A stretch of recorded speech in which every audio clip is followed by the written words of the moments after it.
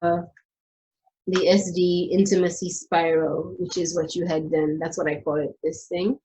Oh. So when you slow it down, it's like DNA, it's like the snakes, it's like the spiral. So you ask me to move your body like a snake, and I'm laughing at you because you think you're making a joke, but I'm just like, well, actually.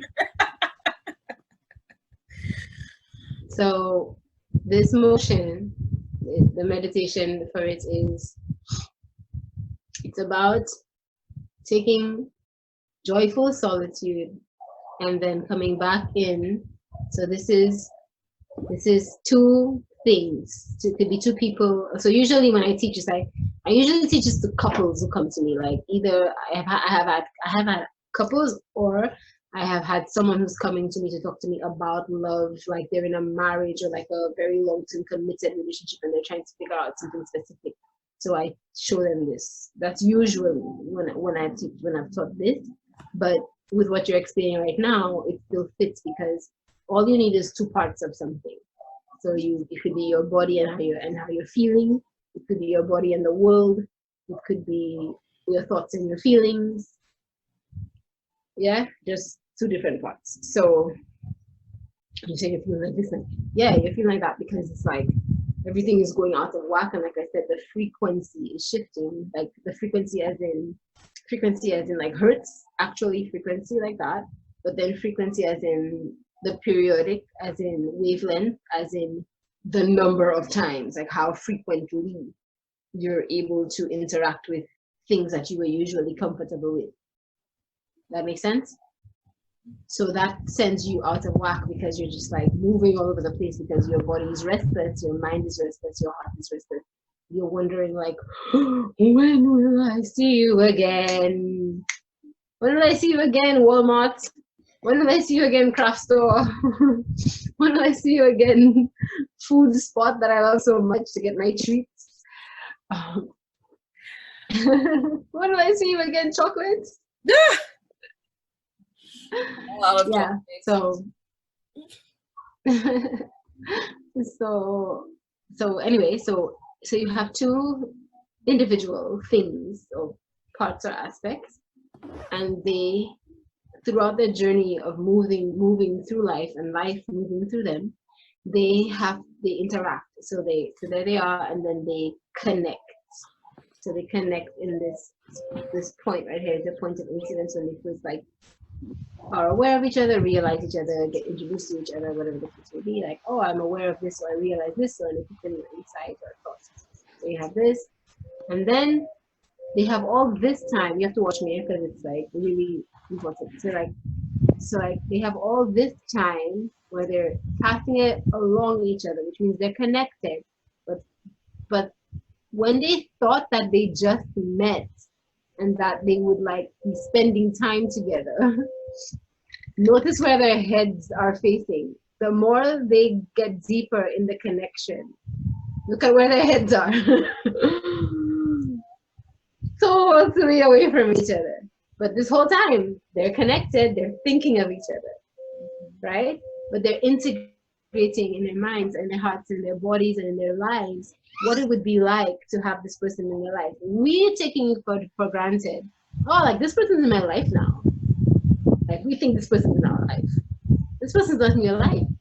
This person's in your space. Like this person has incepted your space, but this person is not in your life yet.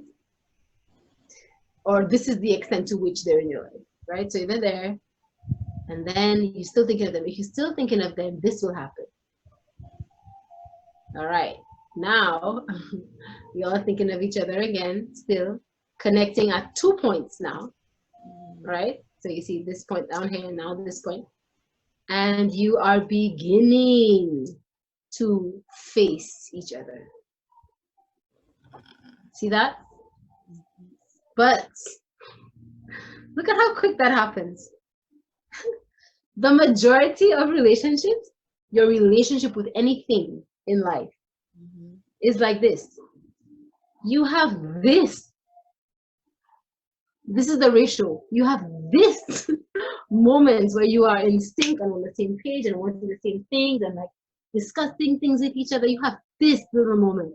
And then the rest of it is you moving the concepts that you discussed together by yourself. This is how alone and on our own we are.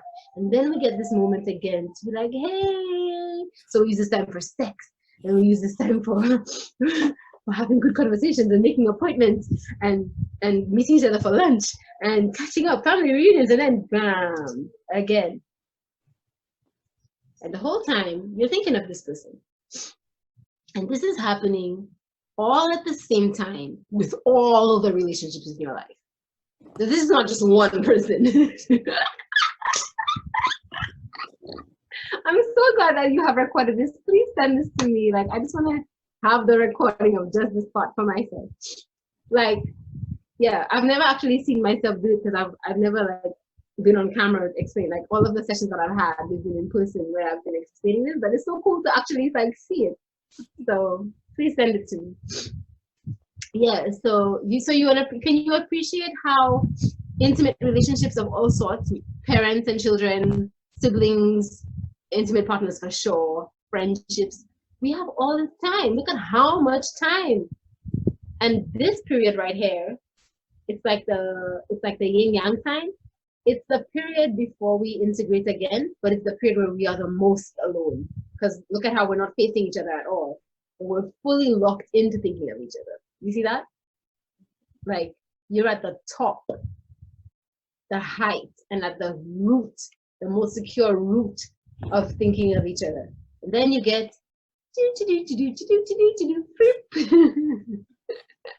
that part kills you every time. Like your reaction is so beautiful. Every time I go there, you're like, no, kiss a little longer, spend time a little longer with Big Red. You're like, please, Belle. So the point I'm making is you can take responsibility for that in relationship dynamics and ultimately in the way you relate to aspects in your life, the way you relate to your body. If you realize this is how the movement happens, you can slow the whole thing down. You can draw the whole thing out, which is why me doing this today in an application thing is like, for example, let's say I was greedy for your money.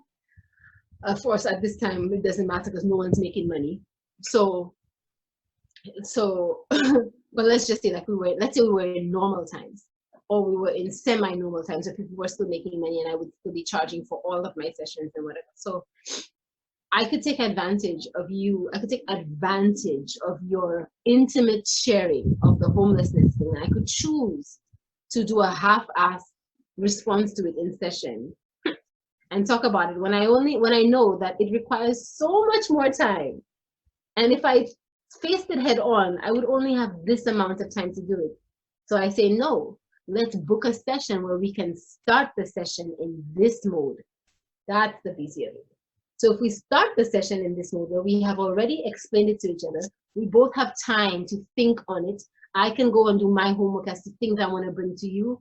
You can go do your homework on things you want to talk to me about, like bring all your fears to the table. So when we meet, we're not meeting here about like, hey Val, I have this problem. Like, okay, well, here's what I think.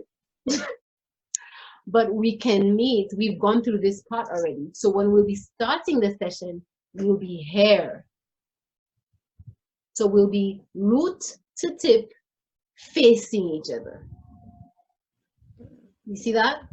So it's not like it's a waste. Like it's not to scare you to think like, crap, why does this part take so long? And then this part, because we don't realize when we are in this space in relationships. So it's not, I was scaring you on purpose to show you how people only focus at the meeting on top part, and that part only happens quickly. But they forget that you had this time. You had this time, and you do have this time, but no one's focusing on this part. So as much as I like scared you with it, that was purposeful.